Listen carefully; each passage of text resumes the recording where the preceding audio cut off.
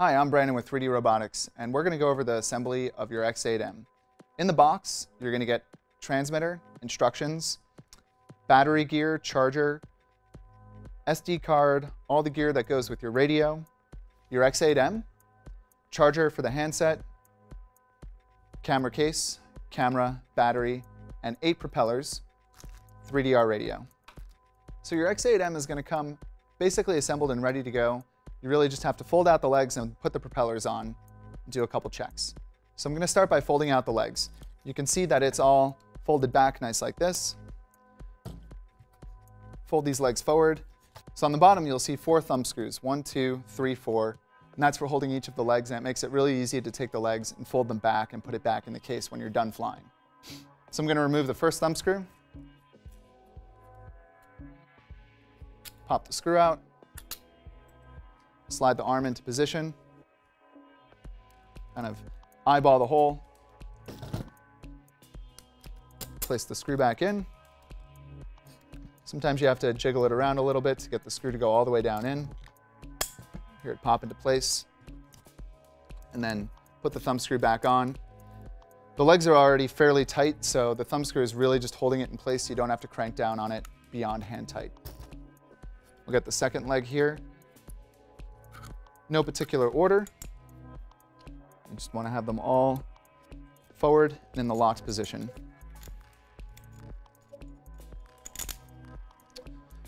Thumb screw number 2. Now we'll move on to the back legs. Number 3. And then the last back leg. Screw off, pull the screw out, line the hole. All right, all the legs are ready to go. So you'll see on the bottom that the little legs can just fold down like this. You can do that with all 4. And you really want to do this step before you put the propellers on. It's just going to make it a lot easier to tighten them all down and make sure they're all going in the right direction. So this might look like it's ready to go, but you really want to insert the second set of screws into the legs that hold them from folding back in flight. Over time, they're just going to wear down, and you're not going to get this nice friction fit anymore, and they might actually slide forward and interfere with the propeller.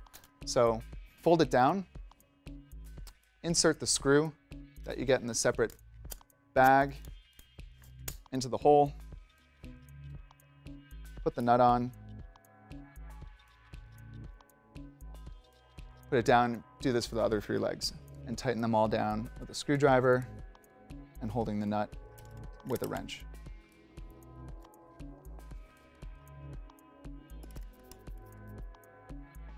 It's 2, 3,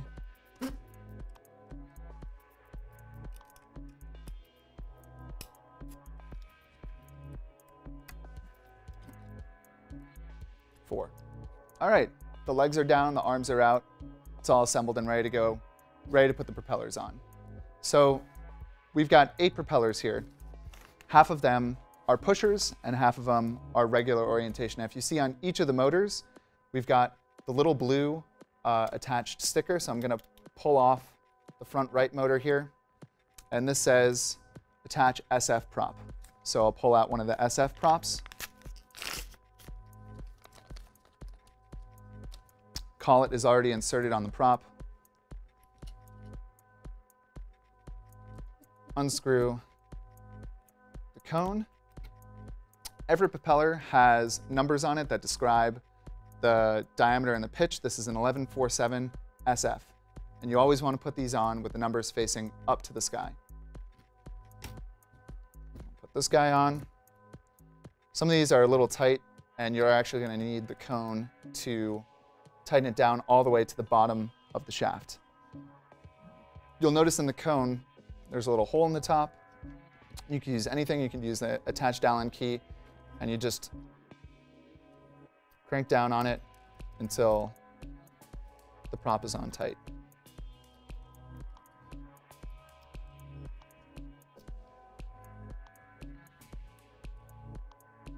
So we have the top prop on. We're going to go for the bottom prop on the front right arm as well. If we pull off the blue tab here, we can see it says SFP. So this is the other kind of propeller. This is the pusher. So I'll grab one of my SFP propellers. Check it out. The collet's already on it. And you want to make sure, again, that the numbers are facing up. Remove the cone here.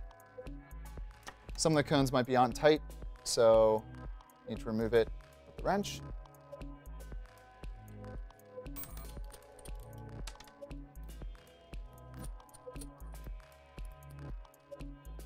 Take the washer off as well.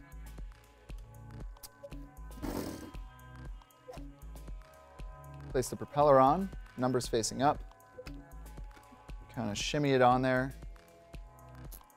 Put the washer back on. Cone on. Screw it all the way up so it's hand tight.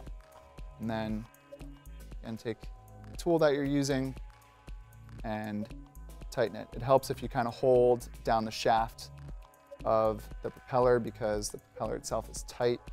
With all propellers, you want to make sure that if they're on, they're tight. You always want to assume that a propeller that you're looking on is on and tight. Don't ever put them on loose because it's just going to lead to mistakes. At this point, you can go ahead and remove the protective tape on the motor. And then you'll know that these are both ready to go. So now the front right arm is ready to go, and we're going to do the same procedure for the next 3 arms, following the blue tabs that show you which type of propeller to put on, numbers always facing up. So we're on our last motor here. We're going to tighten down the cone.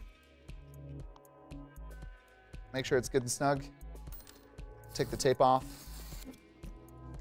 Now we have all the props on and tight in the right orientation. Legs on, arms on, and tight.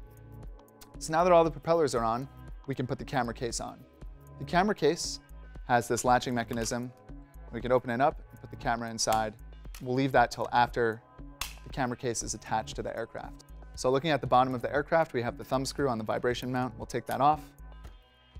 We'll put the camera case on. You might have to hunt around a little bit to find the right point. Tighten the thumb screw. So now the camera case is on and ready to put the camera inside. So we open up the latch, take the camera. The camera comes pre-installed with all the software you need on the SD card, battery, and ready to take great aerial photos. So if you open up the little covering on the USB port, you can plug in the USB cable, put the camera in its case, relatch it. There's some foam in there to keep it seated correctly, and close it. Also a good idea at this point to take the lens off and make sure it's nice and clear. This one is. If there's any smudges on there, those are going to show up in your picture, so make sure to keep this clear before every flight. Screw this back on. Now the camera is ready to go. All that you have to do is turn it on and you'll be ready to take pictures. Next, now that the camera's on, we're going to put the battery on. It's easiest here with the GPS mast down for us to flip it over, grab the battery,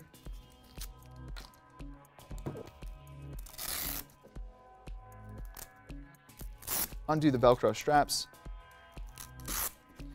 You'll see in here that we have a piece of Velcro that's for the battery, so we'll pull that off.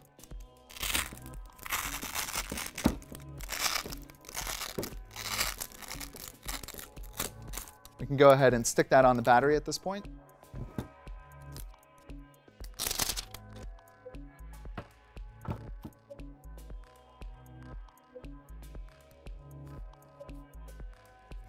Okay.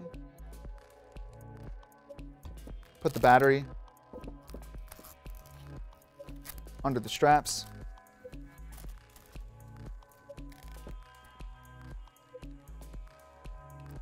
And then tighten the straps.